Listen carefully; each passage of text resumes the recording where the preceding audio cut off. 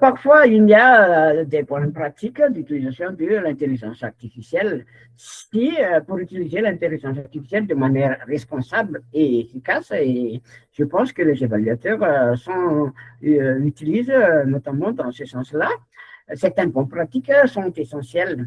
Par exemple, utiliser l'IA comme un assistant, mais pas comme un remplaçant.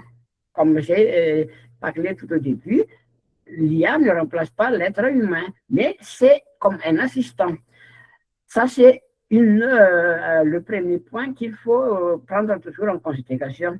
Et surtout, vérifier toujours les informations apportées par l'IA, puisque les informations données par l'IA, ce sont presque similaires, surtout si les prompts données sont les mêmes. Protéger les données personnelles, développer des compétences humaines, les compétences humaines aussi, avec l'utilisation de l'IA. Et actuellement, beaucoup de jeunes doivent se former avec l'IA et mettre en place une éthique de l'IA. Ça, c'est très important aujourd'hui, éthique de l'IA. Et c'est dans ce sens que je vais parler dans la suite que utiliser l'IA comme un assistant, mais pas comme un remplaçant. Ça, je ne vais pas rester très longtemps là. J'ai pris l'exemple d'un médecin qui peut utiliser une intelligence artificielle pour analyser une radio, mais le diagnostic final doit rester toujours la responsabilité humaine. Vérifier les informations, ce sont les détails que j'ai parlé de tout à l'heure. Il faut toujours contrôler les sources, recouper les informations et vérifier les dates et les auteurs, puisque une bonne méthode, c'est que l'IA propose et l'humain vérifie. Ça, c'est la règle. Protéger les données personnelles aussi, c'est-à-dire éviter de partager les informations confidentielles, les données bancaires, surtout mots de passe, etc. Il faut avoir toujours un bon réflexe. Lire les politiques de confidentialité des outils utilisés. Parfois, ces informations sont très longues et les gens n'arrivent pas à lire jusqu'à la fin. Donc, il faut développer les compétences humaines avec l'utilisation des IA. Il y a certaines publicités qui disent qu'en combien de jours on peut apprendre ça, et ça c'est une publicité, mais il faut continuer à développer la créativité, l'esprit critique que l'être humain doit avoir, même si vous allez intégrer un prompt critique, il y a peut aussi des critiques, mais là, il faut bien lire. La capacité d'analyse, on peut donner aussi comme prompt, mais ça ne change pas l'être humain. Donc, les compétences humaines resteront toujours essentielles, même si l'IA est là. Former les jeunes et les professionnels, ça c'est une bonne pratique. Et pour Madagascar, la priorité est actuellement l'éducation numérique, puisqu'on a intégré ça même dans les écoles primaires, parfois les écoles secondaires, mais dans les universités régionales, il n'y a pas encore cette éducation numérique. Ça, c'est ce que j'ai dit tout à l'heure. Donc, la maîtrise des outils technologiques, la formation en informatique et cybersécurité, ça c'était, on doit mettre ça comme objectif de préparer les jeunes au métier du futur. Où habitent-ils? Dans les grandes villes capitales ou dans les régions?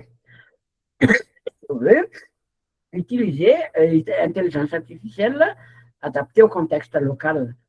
Ça, c'est très important aussi de développer les contenus en langue locale, en langue malagasy, intégrer les réalités locales aussi. Et ça, des nouveaux métiers peuvent être créés, par exemple, fournisseurs des données pour l'IA. Et ce sont des emplois qui se créent actuellement, créer aussi des solutions adaptées aux besoins du pays. Applications agricoles pour les riziculteurs.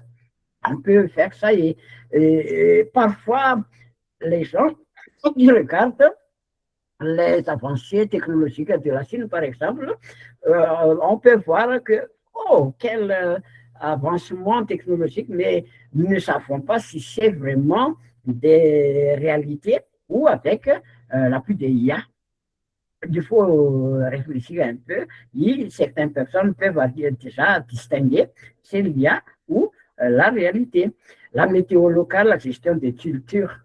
La culture évolue beaucoup aussi hein, dans différents pays avec l'utilisation de l'IA. Et ça peut tromper les gens. Bon, vers la fin, je pense que mettre en place une éthique de l'IA, c'est obligatoire actuellement. Les institutions doivent définir des règles claires, la protection des citoyens, la transparence des algorithmes, les responsabilités juridiques. Tout cela doit mettre en place et c'est ça que je voudrais terminer mon intervention réfléchir. Message final, donc, c'est ce message que je voudrais partager. L'intelligence artificielle n'est ni un ennemi, ça il faut faire attention, ce n'est pas un ennemi, ni une solution magique. C'est seulement un outil extrêmement puissant qui dépend de la manière dont les humains l'utilisent. Et pour Madagascar, l'IA peut devenir un levier de développement, un moteur d'innovation, une opportunité pour l'éducation, un soutien pour la santé et l'agriculture. Mais cela demande de la formation, des infrastructures numériques adéquates, des règles éthiques et une utilisation responsable. Le véritable défi n'est pas seulement technologique, le défi est humain. Nous devons donc préparer une génération capable de comprendre l'IA, de la maîtriser, de l'utiliser intelligemment sans perdre les valeurs humaines. L'avenir ne sera pas dominé par les machines, mais par les personnes capables de travailler intelligemment avec elles.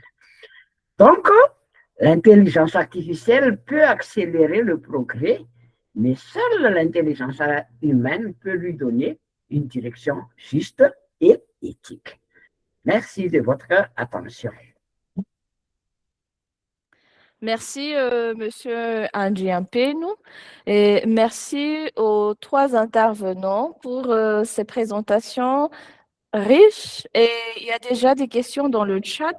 Je pense qu'on peut déjà commencer par répondre à ces questions-là. Et après, on enchaîne avec le public. Et vous pouvez lever la main pour ceux qui ont des contributions. Donc, je reprends un peu les questions. Il y a Edoé qui remercie les intervenants. Et une question, 2 questions.